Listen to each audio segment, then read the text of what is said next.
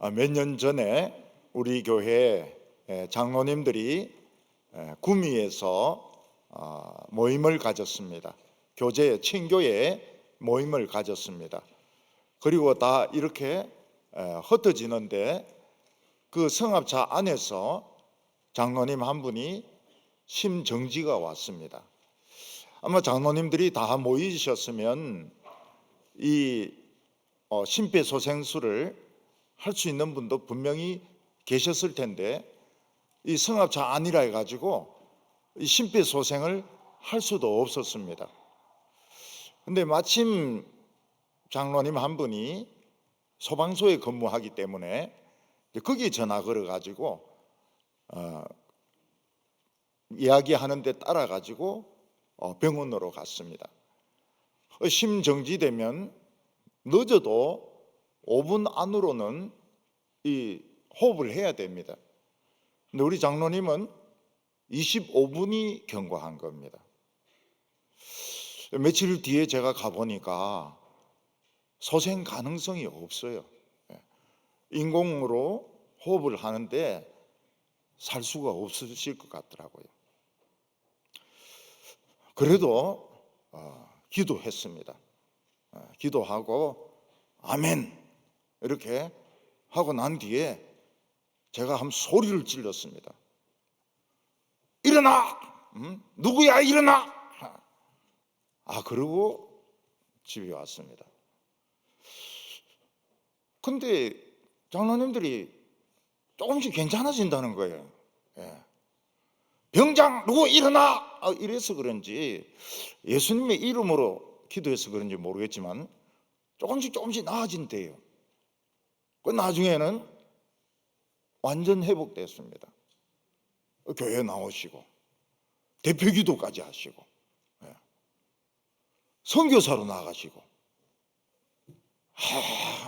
정말 살 가능성은 제로였습니다. 제로였어요. 그런데 제가 이제 의식 없는 사람 이름 부르면서 소리 지르면 들리는 수가 있다고 그러더라고요. 그래서 공수부대 병장 일어나! 이랬는데 그 소리를 들었는지 예수님의 이름으로 기도하옵나이다 아마 그걸 들었겠죠. 살아났어요. 제로인데 살아났습니다. 그 정말 놀라운 일이었어요. 어떤 분이 이제 자기가 휴가라고 해가지고 로키 산맥 꼭대기를 투어하는 코스가 있습니다. 그런데 저희인데 여러분들이 그걸 추천을 하셨어요. 그 로키 산맥 그 꼭대기 너무 환상적이라고 딴 데 갈 필요가 없다고 그냥 거기만 갔다 오면 된다고. 근데 어떤 사람이 눈이 덮인 로키 산맥 꼭대기를 여러 일행들하고 같이 이제 투어를 하는 겁니다. 근데 이분이 발을 헛디뎌서 미끄러졌어요. 그래서 산 밑에까지 떨어진 겁니다. 딴 사람들은 내려올 수가 없어요. 구조하러 내려올 수가 없습니다. 너무 많이 미끄러져 가지고 산 밑에까지 미끄러져서 떨어졌기 때문에 구조를 할 수가 없습니다. 근데 하필이면 그날따라 폭설이 쏟아지는 겁니다. 그리고 바람도 부는 겁니다. 그래서 우리는 119지만 미국은 911 아닙니까? 캐나다에 911 전화 걸어가지고 한 사람이 실족했는데 헬기로 좀 구조가 되냐 이러니까 지금 폭설이고 바람이 불어서 헬기가 뜰 수가 없다는 거예요. 그래서 이 사람은 혼자 떨어져서 이제 그 눈에 갇혀가지고 죽는 수밖에 없는 겁니다. 물도 없고 양식도 없고 아무것도 없어요. 그런데 이분이 한국에서 이 공수훈련 받으면서 무슨 소리를 들었는가 하면 눈 안은 따뜻하다 이 말을 들은 겁니다. 그래서 이 사람은 얼른 눈을 파기 시작한 겁니다. 눈에 굴을 만들어 가지고 그 눈 입구는, 굴 입구는 눈으로 막고, 그러니까 진짜 따뜻한 거예요. 그리고 주머니를 뒤져보니까 달러가 있는 겁니다. 라이터 가지고 달러를 다 태웠습니다. 몸에 열이 있어야 되니까. 죽으면 돈이 무슨 소용이 있습니까? 예. 그러니까 이 사람은 달러를 다 태웠어요. 몸을 데우고. 예. 그 얼음 눈 안에서. 그리고 한참 있으니까 햇빛이 비치는데 낮이 온 것 같은 거예요. 그래서 이 사람이 그 눈을 파헤치고 밖으로 나와 보니까 헬기가 왔다 갔다 하면서 이제 그 실종된 사람을 찾고 있는 겁니다. 그때는 이제 바람도 그치고 눈만 막 쌓여가 있는데 헬기가 이제 실종자를 수색하고 있는 겁니다. 그 이 사람은 막 옷을 벗어 돌리면서 내다 이러면서 막 하니까 헬기가 그 사람을 발견을 했어요. 그래서 그 사람은 정말 구사일생으로 그 눈이 더 따뜻하다, 그 말 때문에 산 겁니다. 눈 속을 파고 들어가 가지고 입구 막아버리고, 그래 가지고 그 사람은 살았습니다. 그리고 그 사람이 간증하는 것을 제가 들었습니다. 텔레비전인가 라디오에서인가 그 사람이 간증하는 것을 들었습니다. 처음에 막 끝없이 미끄러져 떨어질 때 사람은 이렇게 죽는구나, 이렇게 생각했는데 한순간에 인스피레이션이 딱 생기면서 그 눈을 파고 들어가 가지고 살았다는 거예요. 제가 중학교 들어갈 때는 중학교 입시가 있었습니다. 그 더 앞에는 초등학교도 입시가 있었습니다. 그건 일제 때 이야기죠. 근데 우리 때는 중학교 입시가 굉장히 중요했습니다. 그 좋은 중학교 들어가야 좋은 고등학교 들어가고, 좋은 고등학교 졸업해야 좋은 대학교 들어갈 수가 있는 겁니다. 근데 우리 집은 망해가지고 사실은 학교를 안 된 데를 다닐 수가 없어요. 그리고 하도 굶어가지고 삐쩍 말라가지고 힘을 쓸 수가 없습니다. 그래 형이 이제 저를 데리고 이제 그 중학교 시험 치러 이제 서울로 올라왔어요. 어떻게 해서 서울에 올라왔습니다. 근데 벌써 뛰는 거 보니까 안 되더라는 거예요. 뛰는 거 보니까 하도 굶어가지고 제대로 뛰지를 못하는 겁니다. 그래서 이 만점 먹어야 되는데, 만점 먹고 체력도 만점 먹고 이래야 되는데 벌써 이 뛰는 게 이게 안 되는 거예요. 원래 그 6학년들 체력은 만점 맞도록 이렇게 돼 있거든요. 턱걸이도 그렇고 넓이뛰기도 그렇고 다 만점 맞도록 돼 있는데 그걸 만점 못 받은 겁니다. 떨어졌어요. 중학교 시험에 떨어졌습니다. 그 집에 가야 되는데 차비가 어디 있습니까? 차비가 없어요. 붙어도 사실 다닐 수 있는 돈이 없어요. 아버지 친구가 참 사람이 좋습니다. 양계장, 둔천동 양계장에 그냥 거기서 얹혀 있으라고. 그래서 저는 양계장에서 중고등 시절을 보낸 겁니다. 제 설교를 가만히 들어보면 중고등학교 다닐 때 이런 말이 한 번도 안 나옵니다. 왜냐하면 안 다니기 때문에. 그 대신에 중고등부 이런 이야기는 나와요. 왜냐하면 교회는 나갔거든요. 교회 중고등부는 나갔지만 학교는 안 다녔어요. 학교는 안 다녔어요. 그래서 중고등학교 다닐 때 이런 이야기를 한 번도 하지 않습니다. 왜냐하면 안 다녔거든요. 제가 음악에 우리 교인들은, 목사님은 메시아를 영어로 다 외웠는데 그건 맞습니다. 맞습니다. 목사님은 음악에 천재시래, 그건 안 맞습니다.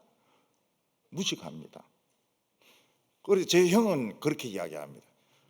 당연하지. 네가 학교를 안 다녔으니까 음악을 알 리가 있나? 그건 맞는 말이에요. 교회도 없어요. 둔촌동. 지금은 뭐 그 산 넘어 아파트도 있고 이러지만은 그거는 교회도 없어요. 교회 가려면 1시간을 걸어가야 됩니다. 그 교회를 찾아서 1시간을 걸어갔어요. 근데 입구가 무슨 감리교회 같아요. 그래서 어머니와 같이 의논하면서 우리는 장로교인인데 저 감리교회인 교회 같다고 한번 예배는 그래도 드리고 가자고. 근데 감리교회가 아니었습니다. 길리교회였습니다. 길리교회. 장로교 길리교회인데 멀리서 보니까 감리교회처럼 보인 거예요. 그래서 이 장로교회구나. 그래서 이제 오는데 1시간, 가는데 1시간. 그러면서 막 열심히 다녔습니다. 열심히 다녔어요. 학교 공부는 어떻게 합니까? 근데 아버지가 이 스케일이 큰 분이에요. 아버지가 일제시대 때 동경에서 초등학교 때부터 대학교 때까지 신문 배달을 한 겁니다. 신문 배달을 해가지고 명문대학교를 졸업을 하셨어요. 아버지가 내보고 돈 벌어 오라 소리를 안 하는 겁니다. 교회만 가지 말고 네 하고 싶은 대로 다 해라. 자유를 고무공장이나 뭐 신문 배달 이런 데로 안 보내고 그냥 교회만 안 가고 너 하고 싶은 대로 해라. 역시 아버지는 스케일이 있으시더라고요. 그래서 저는 교회부터 가고 제 하고 싶은 대로 다 한 겁니다. 성경 무지무지하게 읽고, 성경 무지무지하게 읽고. 근데 이상하게 제가 대학교 시험 치려고 그러니까 아버지가 약간 형편이 풀리는 거예요. 그러니까 아버지하고 같은 그 일본의 명문대 출신이 총리로 있은 겁니다. 총리로 있으면서 좀 도와줘가지고 조그만 회사를 하나 차렸어요. 그래가지고 학원도 좀 다니고, 학원 안 다녔으면 택도 없습니다. 뭐 성문종합영어 정석 이거 가지고는 그때 서울대 절대 못 들어가요. 학원에서 이제 강의도 듣고, 이거 또 떨어지면 이거 진짜 나는 이 세상에 지금 살 수가 없는데. 제 학벌이 초등학교도 졸업이 아니거든요. 졸업식 하기 전에 올라왔기 때문에 초등학교 수료지요. 중고등학교 안 다녔죠. 이 대학교까지 이거 또 떨어지면 이건 난 진짜 이거 큰일인데. 그래 뭐 죽자사자 공부를 했어요. 그래서 이제 서울대 자연계열, 요즘 계열화 되는데 그때 우리가 1회였습니다. 자연계열에 이제 합격을 한 겁니다. 근데 마음속에 뭐가 있는가? 늘 열등감이 있어요. 늘 열등감. 명문 고등학교를 나오고 서울대를 다녀야 이게 진짜인데 양계장 고등학교를 나와가지고 이거 남들인데 꿀린다 이거죠. 남들인데 꿀린다는 거예요. 그래서 닭은 제 원수였습니다. 저는 닭고기를 절대로 안 먹었어요. 계란도 절대로 안 먹었습니다. 닭은 내 원수. 안 먹었어요. 너무 싫어가지고. 대학원을 진학을 했습니다. 대학원을 진학하면 좀 열등감이 적어질까 싶어서 똑같았어요. 대학원 올라가도 속에 있는 것은 안 바뀌었습니다. 그래서 참 하나님 앞에 기도하고 성령님이 내 마음에 오시고 그리고 제 자신하고 화해를 하고 닭하고 화해를 한 겁니다. 그리고 닭의 칠들은 계란하고도 화해를 한 거예요. 그래서 그 뒤로 닭고기를 먹습니다. 계란도 좋아하는 건 아니지만 먹습니다. 근데 아직 완전한 화해가 된 건 아니에요. 막 좋아가지고 낮에도 치킨, 밤에도 치킨 이런 건 아닙니다. 그냥 있으면 그냥 조금 먹고 없으면 안 먹고. 내 가능성은 제로였습니다. 제로였어요. 학교를 다녔어야 말을 하죠. 아무것도 저는 할 게 없었어요. 그 양계장에서 일을 하느냐? 초등학교 나온 애가 무슨 일을 합니까? 그냥 얹혀서 그냥 노는 거예요. 거기서 시간만 보내는 겁니다. 그러니까 애가 학교를 가야 되는데 학교를 못 가니까 얼굴이 새까맣게 타는 거예요. 하도 고민을 많이 해가지고. 근데 하나님께서는 길을 열어주셨어요. 길을 열어주셔가지고 지금까지도 살아있잖아요. 지금까지도 살아있고 참 우리 동부교회 너무너무 좋은 교회 거기 담임 목사로. 그래 그 양계장에 있을 때 재수하는 형이 하나 있었습니다. 그 형이 머리가 좋았어요. 굉장히 머리가 좋았어요. 그 형이 이제 재수해가지고 서강대 수학과로 들어간 겁니다. 서강대 수학과로 들어가가지고 교사하다가 학원 원장을 했대요. 그리고 미국으로 떠나는 그 주에 우리 교회를 찾아왔습니다. 내 만나려고. 그리고 얼마나 우는지 몰라요. 서태가 네가 이렇게 될 줄 몰랐다. 참. 그 양계장에 있을 때 그리 고생하더만은 참 기쁘다 이러면서 뭐 우는 거예요. 울어요. 그런 사람이 여러 명이 있습니다. 와가지고 울고 가고 그런 사람이 있습니다. 이스라엘 백성들이 홍해를 건넌 후에 물이 없습니다. 물이 나올 리가 없지요. 그게 물이. 그 광야에서 물이 어디서 나옵니까? 황무지에서. 이거는 이스라엘 백성들도 알고 모세도 합니다. 우리 다 목말라 죽는구나. 그 이스라엘 백성들은 모세를 돌로 때리 죽이려고 합니다. 짱돌 하나씩 들고 막 던지려고 그래요. 그때 모세가 하나님인데 어쩌면 좋습니까? 돌로 나를 때려 죽이려고 합니다.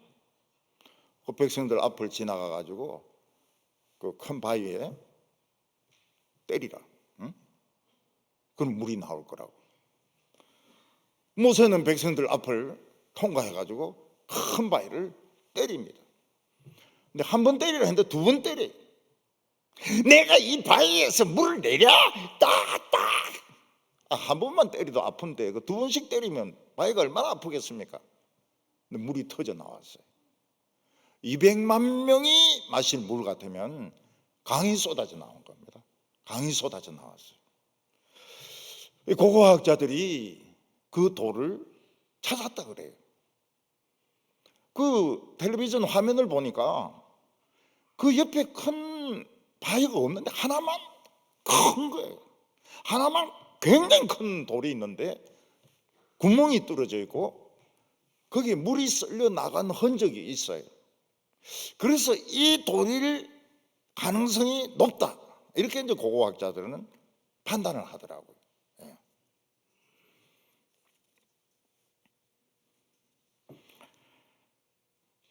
대학생들 중에서 등록금을 낼 수 없는 사람들이 많습니다. 얼마나 지금 등록금 비쌉니까? 지금 한 300만 원, 500만 원, 의대 같은 경우에는 한 700만 원 할걸요. 우리 때 등록금 10만 원, 10만 원. 우리 형 때 등록금 4만 원. 그거 없어가지고 우리 형은 군대를 갔어요. 그거 4만 원이 없어서 군대 가가지고 엄청나게 빠따를 맞았어요. 엄청나게. 또 서울대 출신이라 이래가지고 더 때리는 겁니다. 더 때려요. 지금 편의점에서 알바를 하는데 뭐 사람들이 무시를 하고 말이죠. 얼마나 꿈이 많은 청년인지, 얼마나 참 신앙이 깊은 청년인지 모르고 막 무시를 하고, 뭐 결혼을 할 자신도 없고, 애를 낳을 자신도 없고, 아무것도 할 수 없는 가능성 제로의 인생. 그게 오늘 우리 청년들인 겁니다. 청년들. 특히 학교에서 공부를 열심히 해도 지방대학이라서 안 뽑아주는 거예요. 내가 옛날에 큰 기업체 채점하는데 우연히 봤어요. 딱 서울대면, 연대, 고대만 딱 고르는 거예요. 나머지 딱 채워버려요. 보지도 않아요. 이게 우리 현실이라고. 우리가 이 세상에서 하나님 뜻대로 한번 살아보고 싶습니다. 사도 바울처럼 살고 싶어요. 근데 취직이 됩니까? 결혼이 됩니까? 내가 할 수 있는 게 있습니까? 아무것도 없는 거예요. 우리는 사도 바울이 아닌 거예요. 우리는 현실과 타협할 수밖에 없는 거예요. 술 마시자 그러면 술 마셔야 되고, 담배 피우자 그러면 담배 피워야 되고, 일요일 날 어디 가자 그러면 가야 되고, 우리가 무슨 힘이 있습니까? 근데 우리 집 애는 그 LG 다니면서 절대로 술은 안 마시더라고. 술은. 그리고 같이 기도하는 그룹, 한동대 출신들, 우리 애는 한동대 출신 아닌데 또 한동대 출신들하고 놀아요. 왜냐하면 그 애들이 서울말을 쓰니까 알아듣잖아요. 그래서 이제 그렇게 하는데 막 술 마시면은 막 공격해요. 어디 예수 믿는 사람이 술을 마시냐고 막 공격하고요. 그리고 남자들 찌질하다 그래요. 그 왜 찌질하냐 이러니까 술 마시면 또 운대 남자들이. 여사원 등에 뭐 이렇게 어깨 기대고 운대. 찌질하다고 말이죠. 우리는 굶어 죽을 것 같은 때가 많이 있습니다. 저도 그런 때를 많이 경험했습니다. 엘리야는 하늘에서 비가 내리지 않도록 기도했습니다. 비가 내리지 않으니까 이게 부메랑이 엘리야에게로 돌아가. 엘리야도 먹을 게 없는 거예요.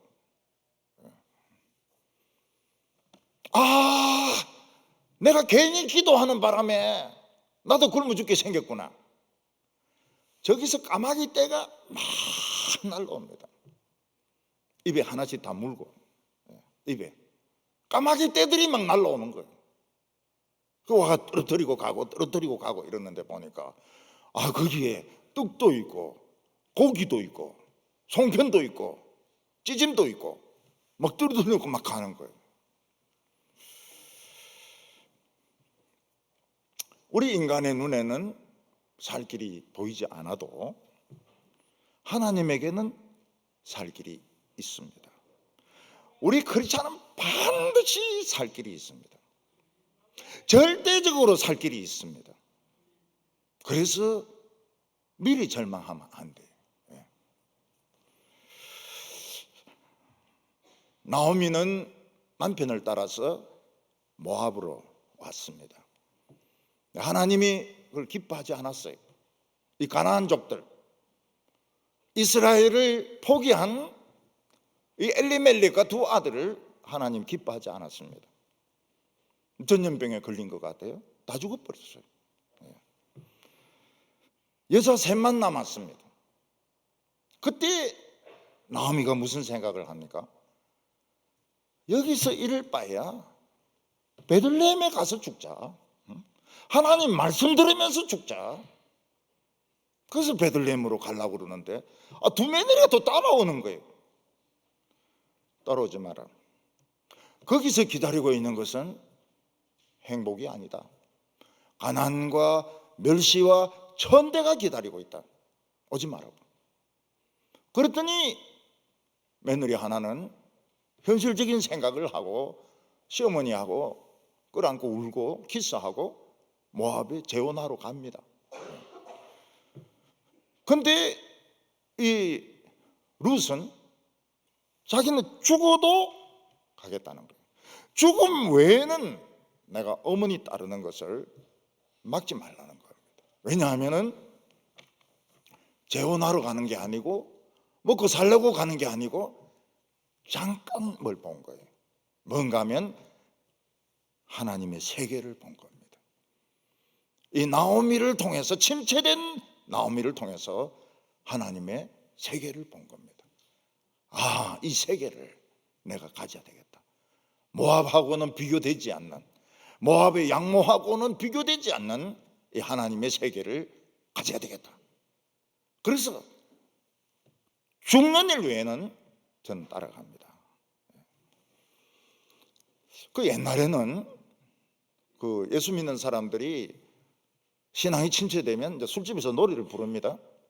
맨 끝 노래가 뭔가 하면 내게 강 같은 평화입니다. 손뼉 치면서 내게 강 같은 평화. 그럼 전부 막 교회 다니든 안 다니든 합창하면서, 그러고 이제 술이 끝나는 거예요.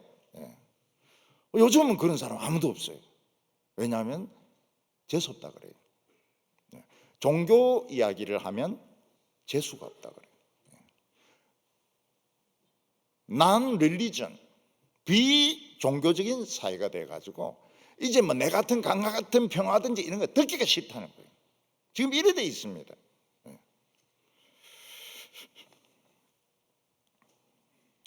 지금 나오미와 룻이 가는 그 길은 강도들이 출몰하는 곳입니다.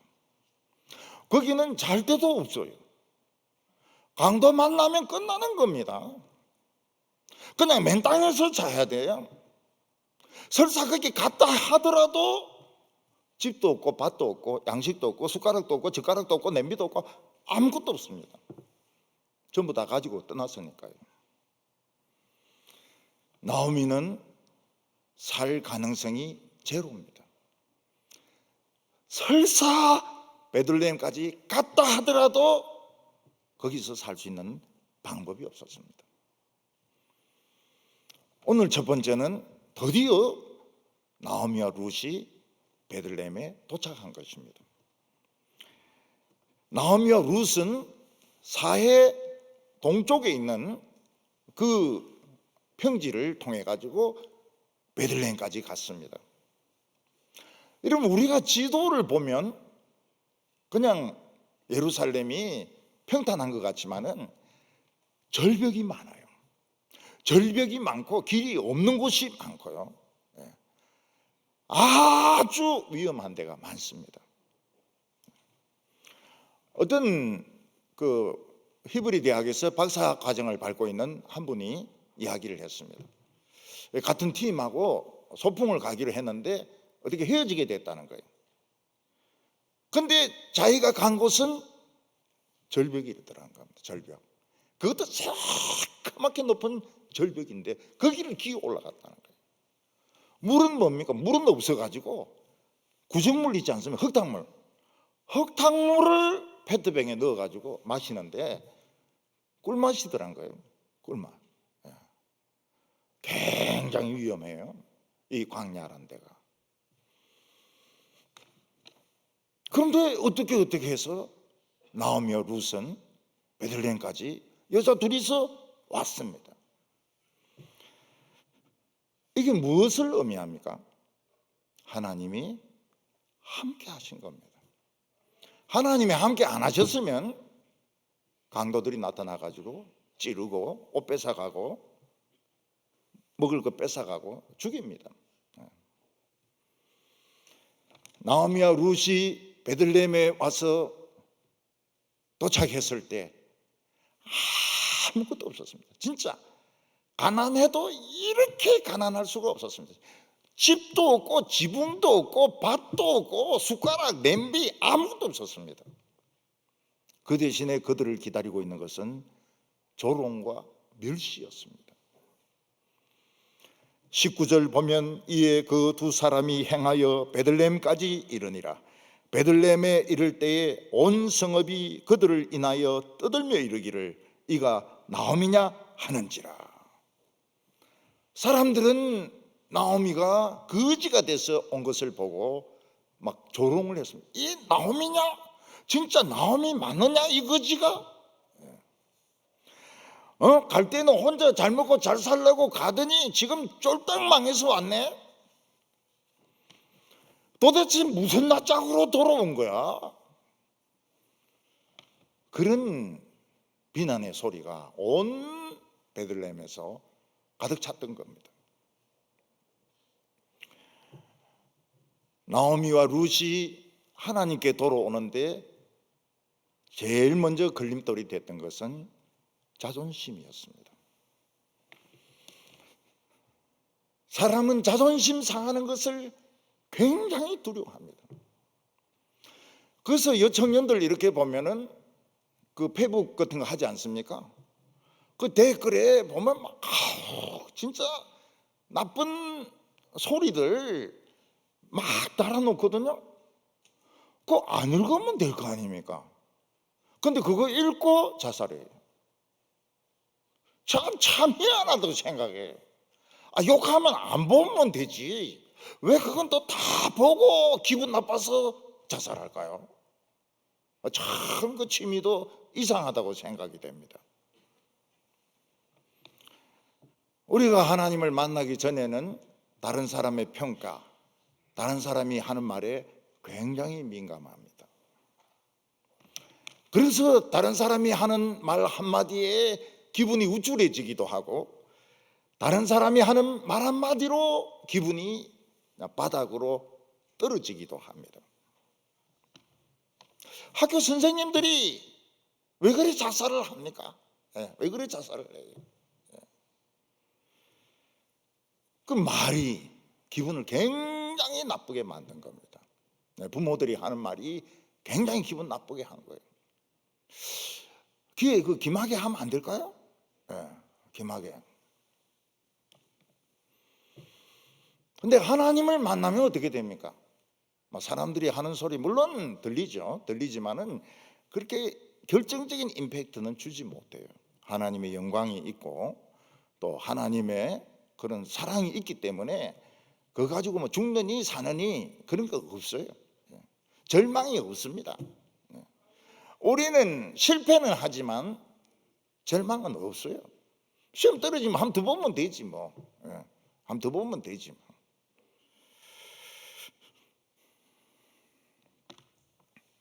연예인들, 청소년들 왜 그래 댓글에 그래 신경을 쓰냐고요. 안 보면 되지. 그러고 저는 또 볼 때도 있어요. 안 보면 되는데 왜 그걸 또 읽고 자살을 하냐 이거예요.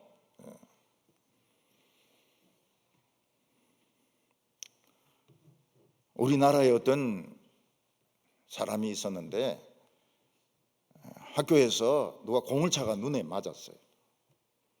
그래서 이쪽이 실명이 되더니 이쪽까지 실명이 돼서 맹인이 돼버렸습니다. 축구공에 맞아가지고.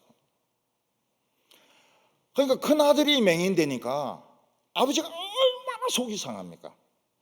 아버지가 막 속을 끓이다가 돌아가셔 버렸어요. 아버지 돌아가시니까 어머니도 돌아가셔 버렸어요.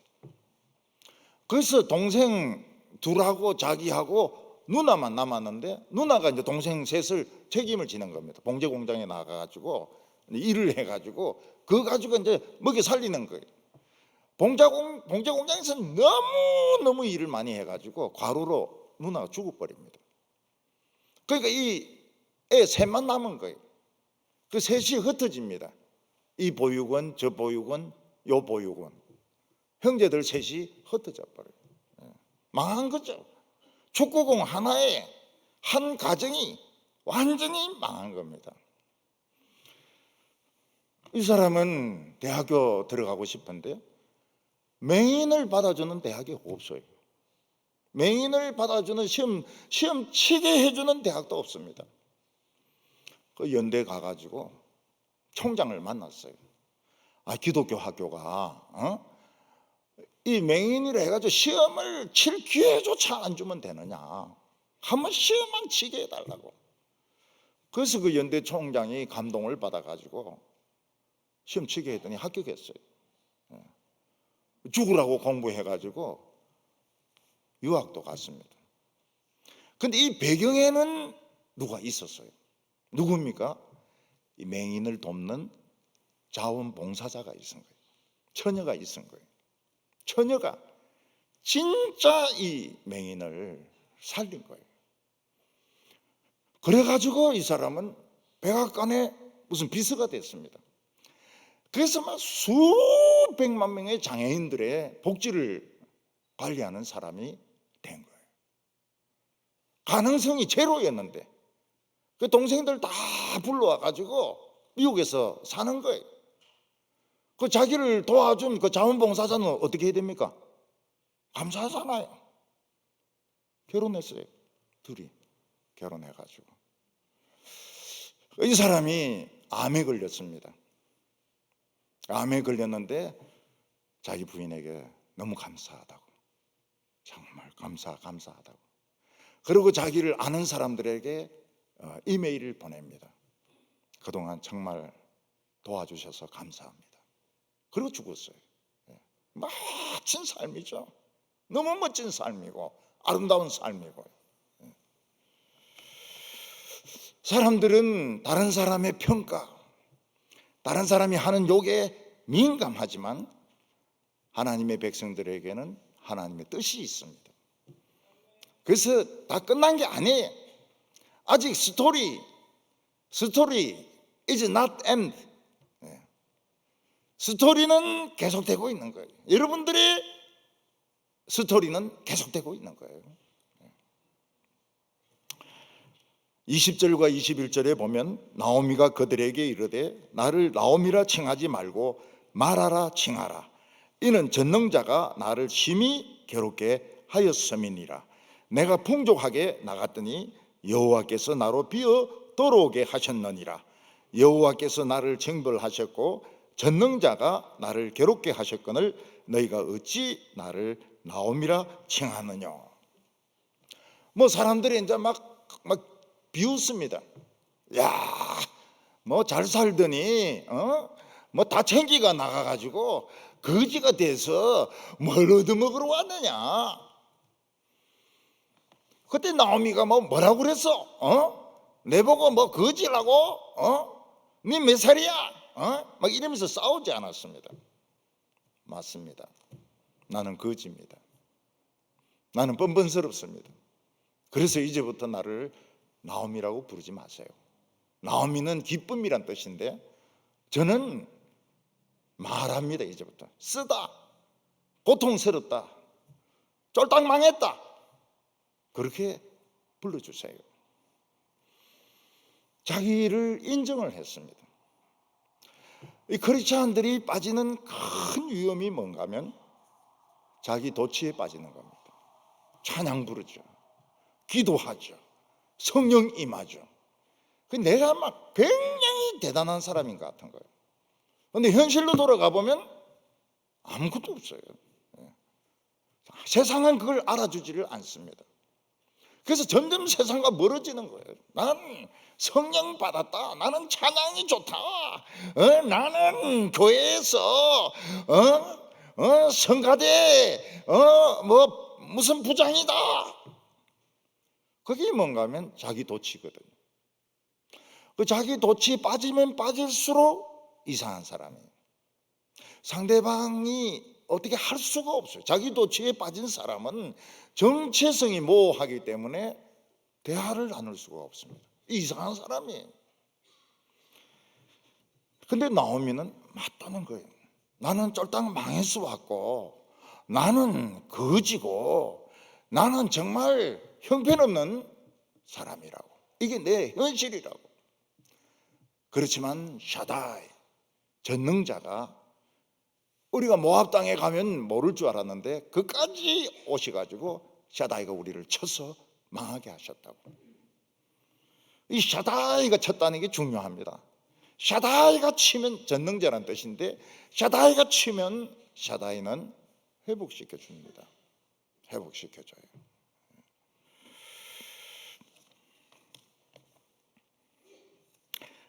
우리가 은혜 받는데 걸림돌이 되는 것이 자존심입니다. 나르시시즘, 자기 도취입니다. 그 다른 사람이 싫은 소리 하면은 너무 싫은 거예요. 내 자신의 현실을 인정할 때 그때부터 하나님이 돕기 시작합니다. 여러분, 비만한 사람이 제일 싫어하는 거 세 가지가 뭡니까? 비만한 사람이 제일 싫어하는 거, 첫째, 몸무게 재는 거. 두 번째, 사진 찍는 거.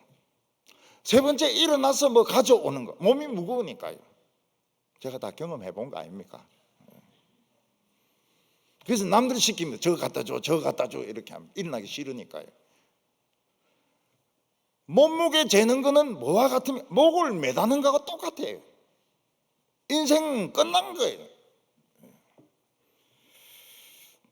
근데 우리 그렇지 않은 인생 밑바닥에서 정상으로 올라가는 엘리베이터가 있습니다. 요새같이 인생 밑바닥에서 정상으로 올라갑니다. 에스더같이 포로되는데 정상으로 올라가서 왕후가 됩니다. 다윗같이 반역자로 쫓겼는데 왕으로 올라갑니다. 밑바닥에 엘리베이터가 있어요. 그래서 내려가려면 밑바닥까지 내려가야 됩니다. 중간에는 문이 없어요. 우리 이쪽에 있는 엘리베이터 같이 2층은 안 열립니다. 그런데 어떤 데는 내보고 그래요. 2층입니다. 안 열려요. 그래서 다른 사람이 조롱하고 다른 사람이 나를 무시할 때 막 사실이다. 사실. 여러분, 교통사고 날 뻔했을 때 막 이빨을 막 내면서 죽이려는 소리를 이렇게 할 때 미안합니다. 이러면은 싸울 게 없다고요. 눈 똑바로 뜨고 운전해 이러면 이제 서로 내리가지고 의로운 사람들끼리 치고받고 싸우다가 딴 차에 치여가 둘 다 죽는 수가 있어요. 잘못하다, 미안하다고. 미안하다고. 그러면 끝나는 건데 그거 가지고 멱살 잡고 싸우는 거예요. 둘 다 죽어요. 우리 크리스찬들이 자신의 모습을 객관적으로 보기만 하면 절대로 실패 안 합니다. 근데 객관적으로 보기가 너무 어려워요. 옆에서 자신을 한번 보세요. 옆에서 의자에 앉아있는 자신을 한번 보세요. 나의 객관적인 모습은 어떤 모습인가? 실패하지 않습니다. 오늘 여기 두 번째로 보면 무엇을 할 것인가 하는 것입니다. 나오미와 룻이 베들레헴에 돌아왔을 때 그들이 할 수 있는 것은 아무것도 없었습니다. 염소도 없고 양도 없고 밭도 없고 아무것도 없었습니다. 그렇다고 해서 기적을 바라고 누워가지고 입을 벌리고 있을 수도 없습니다. 그런데 그때가 딱 보리 추수할 때였습니다. 이스라엘에는 가장 천한 사람들이 하는 게 뭔가 하면 추수꾼들이 보리 추수하다가 이삭 떨어뜨린 것을 줍는 것입니다. 우리로 치면은 폐지 줍는 것 같아요. 1장 22절에 보면 나오미가 모압 지방에서 그 자부 모압 여인 룻과 함께 돌아왔는데 그들이 보리 추수를 시작할 때에 베들레헴에 이르렀더라. 완전히 죽으라는 법은 없어요. 이 보리가 있는 겁니다. 보리를 주울 수 있어요. 가난한 사람들은 보리를 주울 수 있습니다. 물론 주인이 나가라고 하면 나가야죠. 우리가 하나님의 인도하심을 받을 때 한꺼번에 돈이 떨어지거나 황금이 떨어지거나 멋있게 생긴 남자가 쫙 나타나가지고 반지 다해주면서 Will you marry me? 이런 거 없어요. 이런 거 없어요. 그냥 굶어 죽지 않고 하루 살면 하나님이 함께 하는 겁니다. 열흘치 1년치 있는 것보다는 하루치가 더 중요합니다. 왜냐하면 그 하루치가 하나님이 나와 함께 한다는 정표이기 때문에 그렇습니다. 예수님께서는 제자들에게 말씀하셨습니다. 일용할 양식을 주옵시며 이렇게 기도해라는 겁니다. 우리들 중에서 하루치 양식을 위해서 기도한 사람이 있습니까? 없습니다. 우리가 기도하는 것은 적어도 내년에 결혼하든지 아니면 학위를 받든지 아니면 교수 임용이 되든지 그런 게 우리의 기도 제목이지, 오늘 점심 먹고 저녁 먹고 그걸 위해서 기도하는 사람은 많지가 않아요. 그래서 요즘 식사 기도 보면은 굉장히 짧습니다. 어떤 분은 식사 기도하면서 눈 감고 뜨기 때문에 식사 기도 했는지 안 했는지 옆에서 모르고, 자기도 모르고 예수님도 몰라요. 너무 빨라가지고. 야, 이 뭐냐 이거? 기도한 거냐 아니면 눈 감았다 뜬 거냐? 그래서 제가 물어봤습니다. 식사 기도 했냐? 했습니다. 뭐라고 기도했냐? 예수님 파이팅! 이러고 기도했다. 하나님은 저에게 7년 동안 생활비 없이 바이블 스터디하고 캠퍼스 다니면서 말씀 전하게 하셨습니다. 그때 밥 한 그릇이 얼마나 중요한지 알았습니다. 밥그릇 붙잡고 진짜 뜨겁게 기도했습니다. 이거 없으면 어떻게 될 뻔했냐고. 오늘 먹을 거 있으면 그게 더 중요해요. 이건 하나님이 같이 있는 증거입니다. 1년 먹을 거 10년 먹을 거보다 더 중요한 것이 하루 한 끼입니다. 하루 한 끼. 한 끼가 더 중요해요. 이 한 끼 속에 오늘을 살 수 있는 힘과 지혜와 능력과 축복이 다 들어있는 것입니다. 하나님의 백성들에게는 오늘 먹을 것만 있으면 돼요. 오늘 저녁 먹을 것만 있으면 됩니다. 룻은 베들레헴에 왔으니까 남자들 찾아야 될 거 아닙니까? 재혼하려면. 그래서 이 남자 만나고 저 남자 만나고 그렇게 하지 않습니다. 제일 천한 보리 이삭 줍는 것부터 합니다. 이런 폐지 줍는 거, 제 위에 옥상에서 이렇게 보면요, 그것도 법칙이 다 있어요. 구역이 딱 정해져 있습니다. 남의 구역에 가서 박스를 주우면 안 돼요. 그리고 전화번호를 남겨놔야 됩니다. 뭔가 잘못 가져가면 전화가 오면 바로 와서 박스 돌려줘야 됩니다. 그리고 우리 교회에서 무슨 여성 부흥회나 한다고 해서 박스가 막 생기잖아요. 그 밑에 있으면 안 돼요. 올라와야 돼. 올라와가지고 주머니 칼 꺼내가 착착착착 해가지고 막 물건도 도와주고 날라주기도 하고, 이 센스가 있어야 되더라고요. 이게 길에 보면은 한 80대는 할머니인데 어떻게 그 많은 그 박스를 주워서 끌고 가는지 모르겠어요. 그 뒤에도 안 보이고 앞에도 안 보입니다. 교통사고 굉장히 높아요. 그런데 이분들은 뭐라고 말합니까?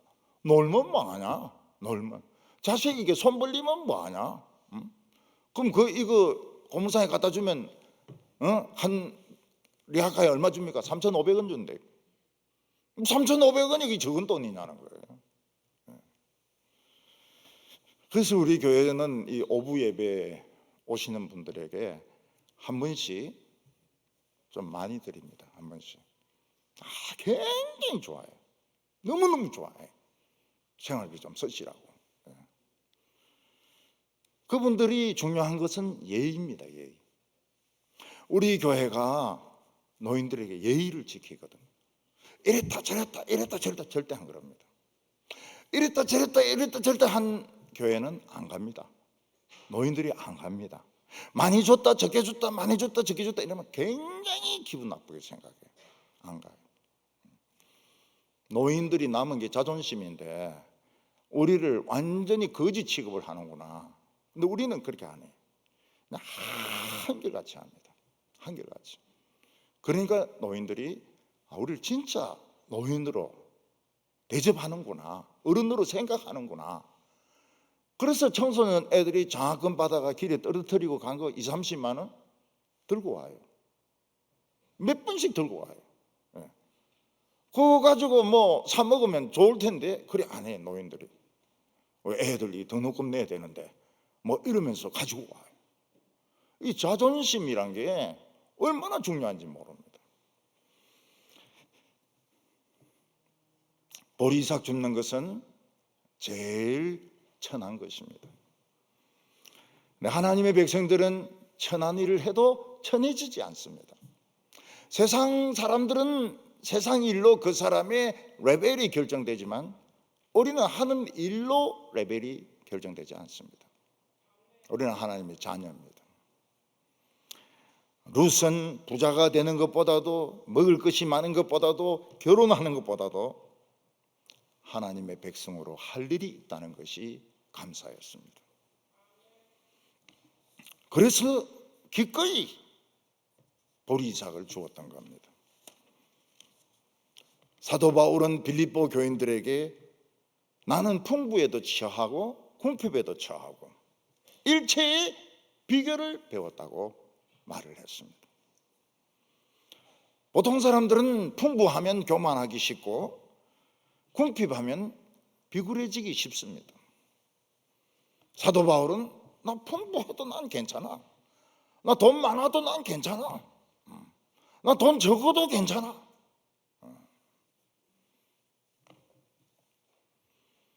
헨리 나우에는 보니까 그냥 잘 살면 못 견디는 성격이에요.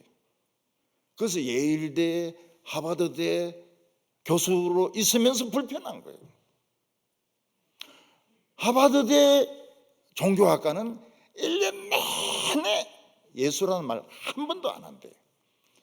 그게 하버드대 종교학과, 종교학부, 기독교학과가 하는 겁니다. 하나 예수님 이야기는 단 한 번도 안 한다는 거예요. 그래도 이 사람은 천주교 사제인데도 예수 이야기를 합니다. 또 이 뭐 성배 성찬인가 그걸 또 합니다.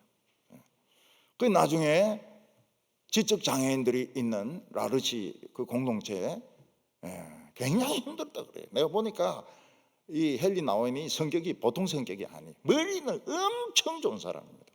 머리는 진짜 이 사람은 천재예요. 근데 성격도 보통 성격이 아니에요. 집착하는 것도 보통 집착하는 게 아닙니다. 결국 그는 참 천주교 사제치고는 아주 모범적인 사람이었어요. 오늘 마지막으로 하나님은 룻을 위해서 최고로 좋은 남자를 준비해 놓으셨습니다. 룻은 아무것도 모릅니다. 그냥 하루 먹을 보리만 주우려고 보리밭에 갔는데 하필이면 보아스라는 신앙 좋은 사람의 밭에 가게 되었습니다. 3절에 룻이 가서 베는 자를 따라 밭에서 이삭을 줍는데 우연히 엘리멜렉의 친조 보아스에게 속한 밭에 이르렀더라. 우연히, 성경은 우연이라고 이야기합니다. 오늘 저희들에게 우연이 있습니까? 우연 없습니다. 우연 없습니다. 우리에게는 우연이 없습니다. 우리는 반드시, absolutely, 반드시 필사적으로 하나님이 그쪽으로 가게 하신 겁니다. 그래서 룻은 하나님이 준비한 보아스를 만나가지고 완전히 인생이 달라지게 됩니다. 하나님은 사람을 준비시켜 놓습니다. 하나님은 준비 안 시키던데요.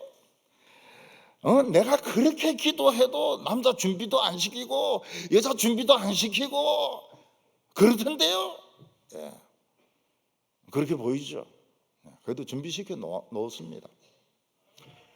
제가 대학교 다닐 때 제 걸프렌드가 없었어요.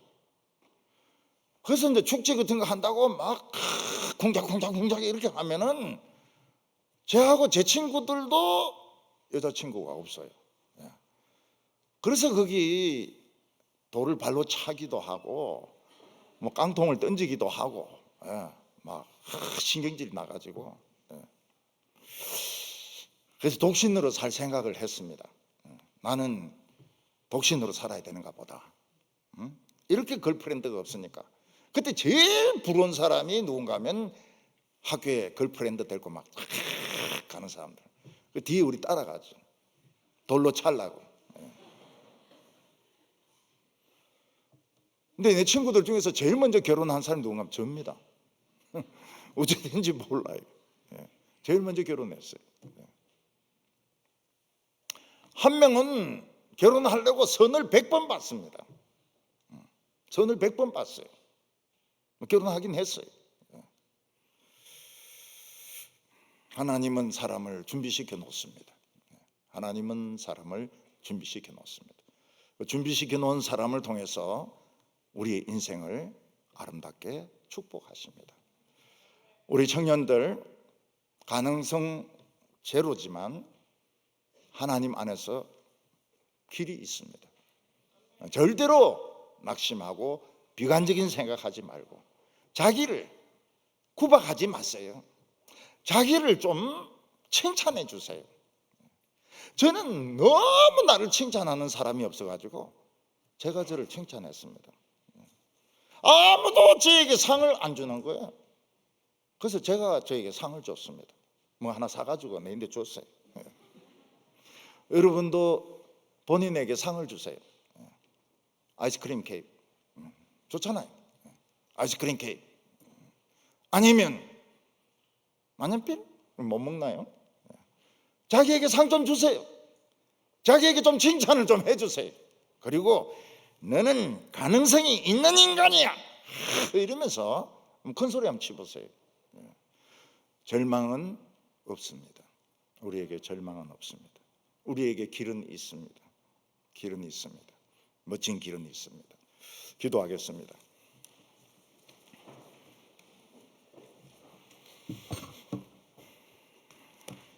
하나님 아버지, 젊은 나이에 우리를 불러주셔서 감사합니다. 참 이 긴 청춘을 우리가 술이나 오락이나 참 의미 없는 일에 허비하지 않게 하여 주시고 우리가 신앙이 좋아지는 것을 겁내지 말게 하여 주시옵소서. 내가 믿음이 좋아지면 광신자가 되는 거 아닌가? 목사가 되고 선교사가 되어야 되는 거 아닌가? 이런 두려움 가지지 말게 하여 주시고 우리 하나님을 가까이 하고 하나님을 신뢰하고 하나님께로 가까이 나아가게 하여 주시옵소서. 예수님의 이름으로 기도하옵나이다. 아멘.